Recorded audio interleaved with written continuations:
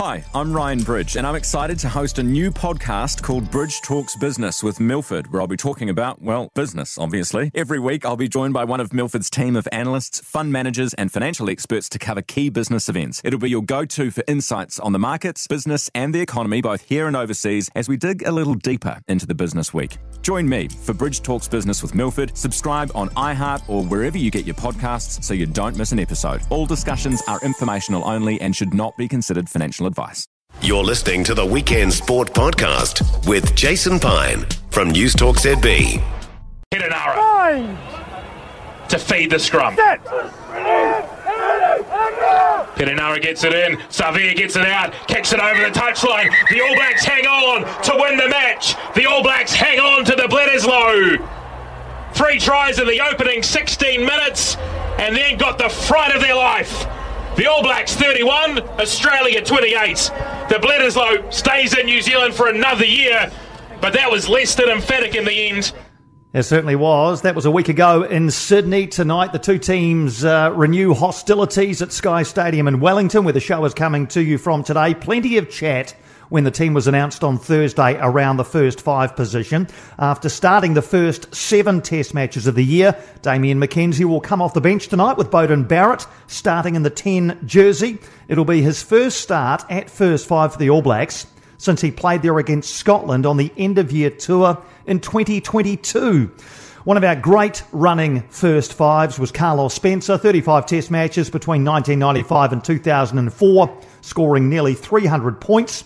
He was particularly prominent in the unbeaten test year of 1997, during which he made his test debut, and of course in 2003, when he played pretty much every test match, including both Bledisloe Cup matches, when New Zealand won the Cup back after not having had it for 5 years.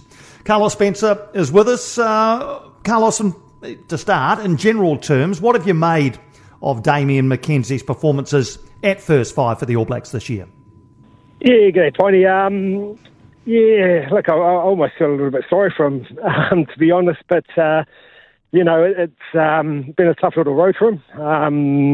Obviously on the back of a team that probably hasn't really performed to its potential. And unfortunately, it's usually the number 10 that takes most of the stick. I've sort of always considered Damian as a better fullback than a number 10. But yeah, just really, I suppose, hasn't been able to give the direction that the side needs. Do you think he is, though, a capable test match first 5? Personally, no. I don't think he is. I think he's great at super level. But when it comes to test matches, I just don't think he's got what it takes to be a really good assertive number 10, unfortunately. Hey, look, I like Damian McKenzie. I think he's a great player, but I just find him he's better suited at fullback than 10, to be honest. What is it about his play that is better suited to the 15 jersey than perhaps the 10 jersey? Oh, I think he's just got a bit more time and space. He's got more time to make decisions.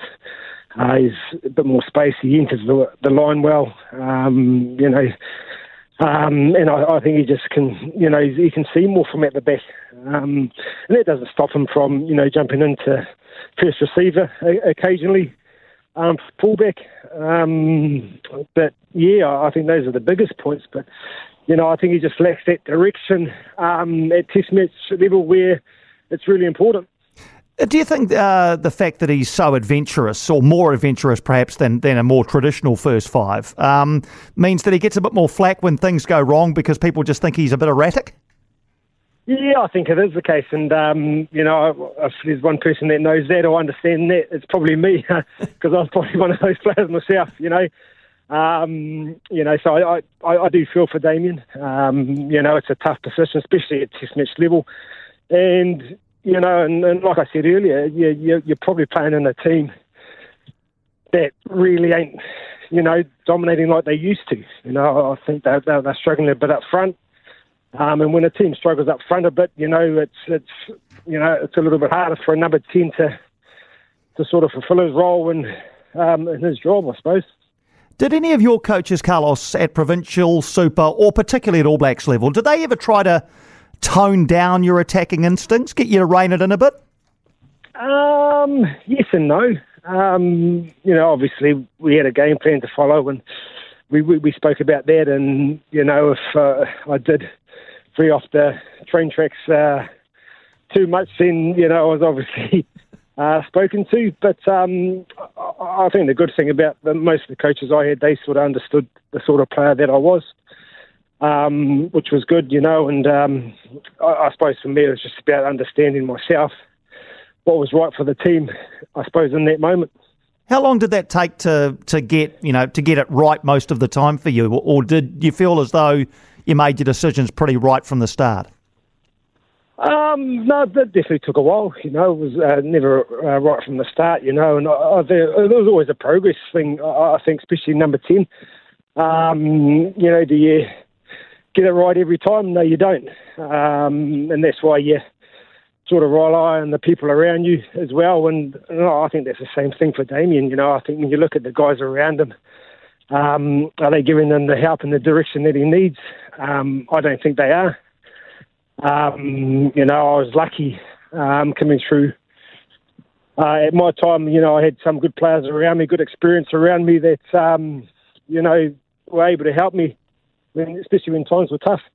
So are you talking about his teammates sort of in and around him in the back line? Are you talking about the coaching staff? Where do you think he needs greater support? Oh, I think it's probably a bit of both, Piney, to be honest. But I think most of it's got to do with his teammates. It's in the moment, it's on the field, and having those directions and trying to, come up with solutions on the field. And, coaches can't really do that. They apart through walkie-talkies and earpieces. So I think a lot of it's got to come down to the players around him, helping him. So, yeah. Did you feel, I don't think accepted is the right word, did you feel relied upon by the teams you played in? Did you ever feel as though they thought you might be a bit erratic for them, or did you always feel relied upon by your teammates? I don't know. It's a tough one, Tony. I suppose maybe a little bit relied on. I don't know, really. So Damian McKenzie then, do you think he has a future as a test fullback? I think he does, yes. And I'd actually like to see him have some time at fullback. Whether it happens or not, I'm not sure, but I definitely think there's definitely potential for him to be a good test fullback. Just on the Australians, obviously you played a lot against them during your career, but of your 35 tests, only 7 losses, and 4 of those losses were to Australia. How stern a challenge did they present to you during the late 90s and into the 2000s when you played them? Oh, mate, they were tough. You look at the players they had back in those late 90s and especially those mid to late 90s, the experience and the players that they had, we were real close test matches back in those days. So they were forced to be reckoned with. Really good games and back then, and it was it's just a shame that it's obviously not like that anymore.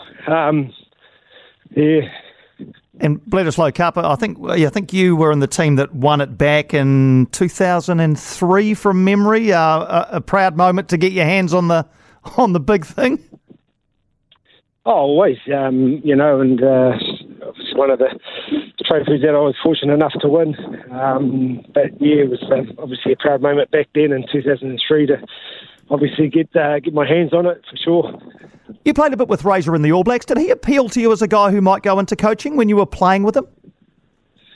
Nah, not really. I thought he'd be a full-time surfer, to be honest. Oh, brilliant. All right. Hey, just before you go, speaking of proud moments, son Peyton signing with the Blues for next season. He's a fullback. Does he play the way you used to? I don't think so, no. He's probably a bit more reserved than I was, which is probably a good thing. But, he's him, and, I've let him grow up the way he's wanted to play the game and whatnot. But, obviously, both myself and Joe are very proud of him for, the way he's developed. And, he's a very good young lad. And, he's definitely potential for him to be a good test fullback. Just on the Australians, obviously you played a lot against them during your career, but I think a lot of the obviously signing with the Blues. So, yeah, we're just looking forward to seeing where his career can go. Yeah, rightly so. Always great chatting rugby with you, Carlos. All the best, mate. Thanks for taking my call. All good, Piney. Cheers, mate. Thanks. Thank you, mate. That's Carlos Spencer joining us with some really interesting thoughts there on Damian McKenzie. For more from Weekend Sport with Jason Pine, listen live to Newstalk ZB weekends from midday or follow the podcast on iHeartRadio.